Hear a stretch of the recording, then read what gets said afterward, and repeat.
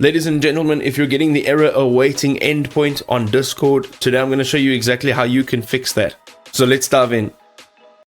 Alright, so just a quick rundown as to what the awaiting endpoint error actually is. So the error occurs when Discord gets stuck trying to connect to your device to a voice server endpoint, and it's typically caused by connectivity issues or server problems that are preventing proper communication. So first of all, Discord servers outages or maintenance periods can temporarily block these connections, okay? So always check discordstatus.com. You can go and do this on your internet browser. So that's the first rule to rule out the widespread issue.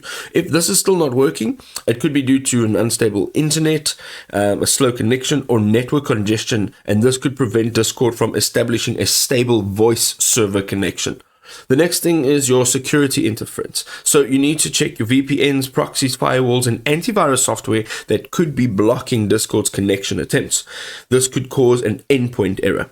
And then the last thing is outdated Discord versions or corrupted cache files that could disrupt your normal connection processes and trigger the endpoint errors.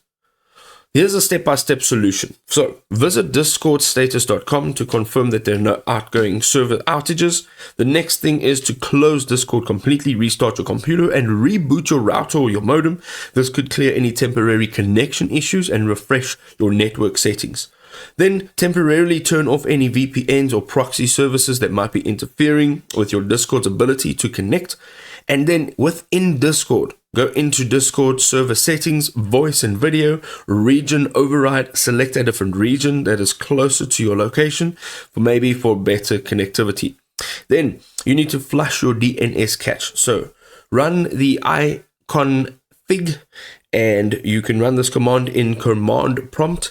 And if you're running on a Mac, you can run the sudo kill all hub mdns responder in your terminal.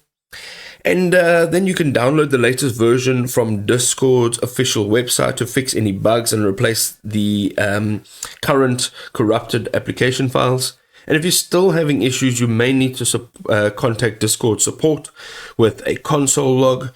So you can do this by using Ctrl-Shift-I for your console tab for advanced troubleshooting tips.